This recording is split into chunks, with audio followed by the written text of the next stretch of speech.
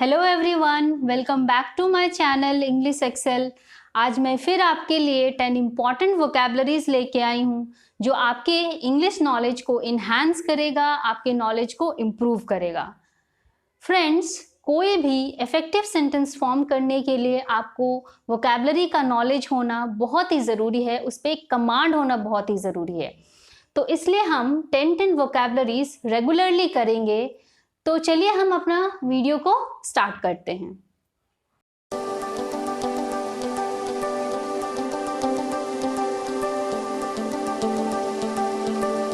First word is budding, meaning promising, up and coming और rising, मतलब नवोदित।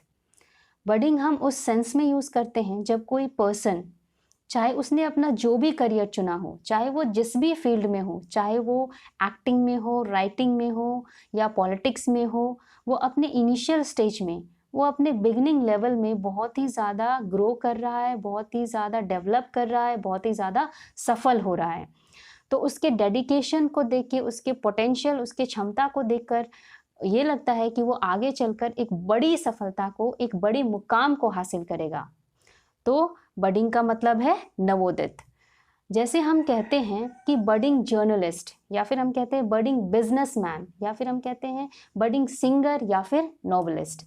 आइए हम बडिंग का यूज सेंटेंस में देखते हैं। जैसे सेंटेंस है, he is a budding star in the film industry, मतलब फिल्म इंडस्ट्री में वो एक उभरता हुआ कलाकार है, एक उभरता हुआ नायक है। सो the sentence is he is a budding star in the film industry. या फिर हम जैसे कहते हैं कि tiger Shroff is a budding star in the Bollywood film industry.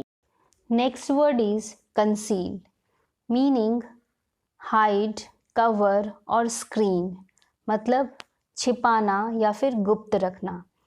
जैसे हम कहते हैं कि उसने अपनी एक्चुअल एज कंसील की, या फिर हम कहते हैं कि कंसील्ड द वाइटल एविडेंस, मतलब जो सबूत थे, जो फैक्ट्स थे, उसको कंसील किया, उसको छिपाया।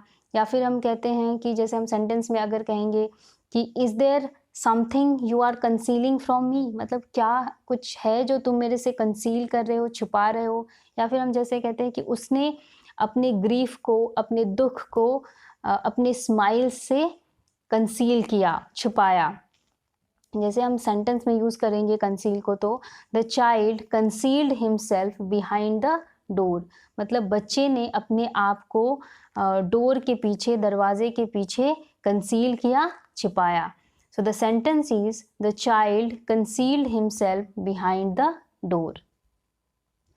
Next word is boon, meaning blessing, advantage और बेनिफिट, मतलब वरदान या फिर लाभ। या फिर हम कह सकते हैं a thing that is helpful और बेनिफिशियल, जो कि हेल्पफुल हो या फिर बेनिफिशियल हो। जैसे सेंटेंस है, the rain came as a boon for the farmers, जो बारिश है वो एक वरदान की तरह आई, एक बून की तरह आई फार्मर्स के लिए। The rain came as a boon for the farmers. Next word is boycott, meaning reject, ban और शन, मतलब बहिष्कार करना या फिर व्यवहार बंद कर देना। या फिर हम कह सकते हैं to refuse to buy a product, मतलब किसी प्रोडक्ट को खरीदने के लिए कंप्लीटली रिफ्यूज़ करना, कंप्लीटली मना करना। या फिर हम कहते हैं refuse to take part in an activity, किसी गतिविधि में पार्टिसिपेट करने के लिए कंप्लीटली रिफ्यूज़ करना, कंप्लीटली मना करना।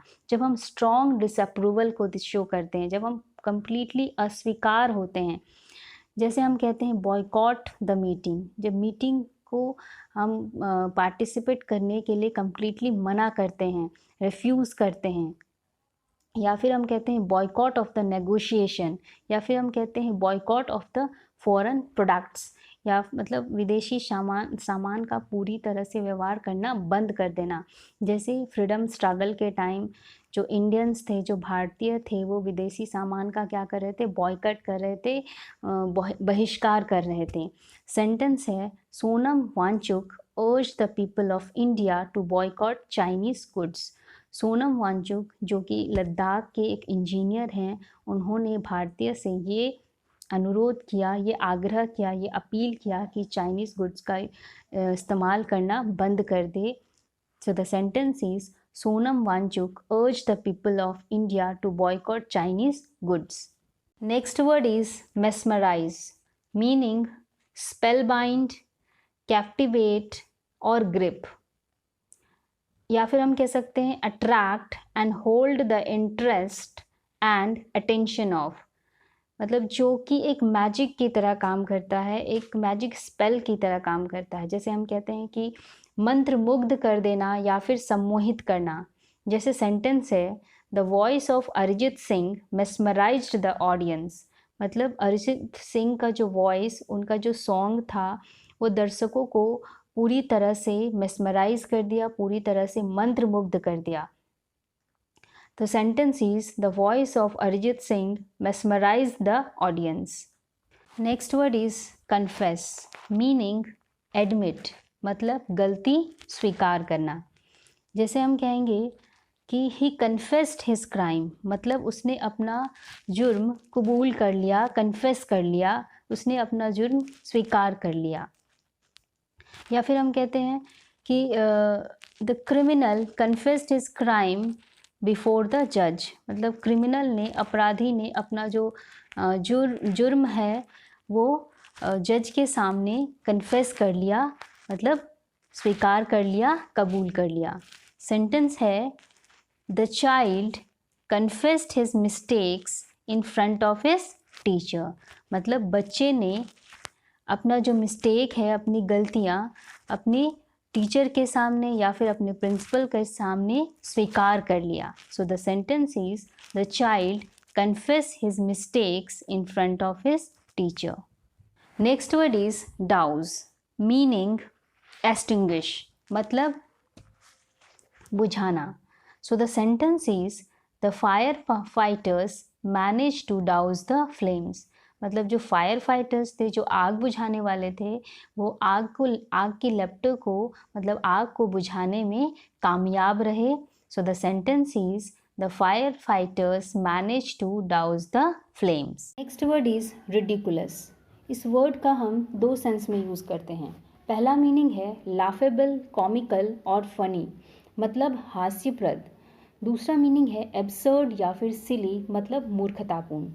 जैसे हम कहते हैं कि दीपक हंसा और उसने कहा कि तुम बहुत ही रिडिकुलस लग रहे हो, मतलब तुम बहुत ही फ़नी, तुम बहुत ही कॉमिकल, तुम बहुत ही हास्यप्रद लग रहे हो। जैसे सेंटेंस है he looks ridiculous in that getup, मतलब वह उस पहनावे में बहुत ही रिडिकुलस, बहुत ही फ़नी, बहुत ही हास्यप्रद लगता है। सो the sentence is he looks ridiculous in that getup. जैसे हम कहते हैं रिडिकुलस सिचुएशन। रिडिकुलस सिचुएशन हमें देखने को मिला लॉकडाउन के दौरान, जब गवर्नमेंट सोशल डिस्टेंसिंग पर जोर दे रही थी। तब लोग शराब की दुकान पर इस तरह उमड़ पड़े थे, शराब की दुकान पर इतनी भीड़ हुई थी कि सोशल डिस्टेंसिंग की धज्जियाँ उड़ गई थी। तो उस सेंस में हम कहेंगे रिडिकुलस सिचुएशन। जैसे सेंटेंस है it was an absolutely ridiculous decision, मतलब यह बहुत ही मूर्खतापूर्ण, बहुत ही रिडिकुलस डिसीजन था, बहुत ही मूर्खतापूर्ण फैसला था। सो the sentence is it was an absolutely ridiculous decision. Next word is incredible, meaning amazing, splendid और एक्सट्रीमली गुड, मतलब आश्चर्यजनक या फिर हम कह सकते हैं बहुत ही सुंदर। जैसे हम कहते हैं it was an incredible performance, जैसे मतलब बहुत ही इनक्रेडिबल, बहुत ही आश्चर्यजनक प्रदर्शन। जैसे सेंटेंस है the incredible beauty of Taj Mahal amazes every visitor, मतलब ताजमहल के आश्चर्यजनक सुंदरता ने हर एक पर्यटक या फिर हर एक दर्शकों को अचंभित कर दिया, अमेज कर दिया। तो इनक्रेडिबल का मतलब है आश्चर्यजनक या फिर हम कहते हैं जो बहुत ही अच्छा हो। सेंटेंस है the incredible beauty of Taj Mahal amazes every visitor. The last word is conclude, meaning and और फिनिश, मतलब समापन करना या फिर समाप्त करना। जैसे हम कहते हैं the meeting concluded at noon, मतलब दोपहर में मीटिंग कंक्लूड हो चुका था, मतलब समाप्त हो चुका था। या फिर हम कहते हैं कि जो इन्वेस्टिगेशन था वो अभी तक कंक्लूड नहीं हुआ है, अभी तक जो जांच है अभी तक समाप्त नहीं हुआ है। आइए हम इसको सेंटेंस में देखते हैं। She concluded the speech with a positive note, मतलब उसने स्पीच को कंक्लूड किया, उसने भाषण को कंक्लूड किया एक पॉजिटिव नोट के साथ, एक सकारात्मक नोट के साथ। सो the sentence is she concluded the speech with a positive note. These were the today's vocabularies. Thanks for watching.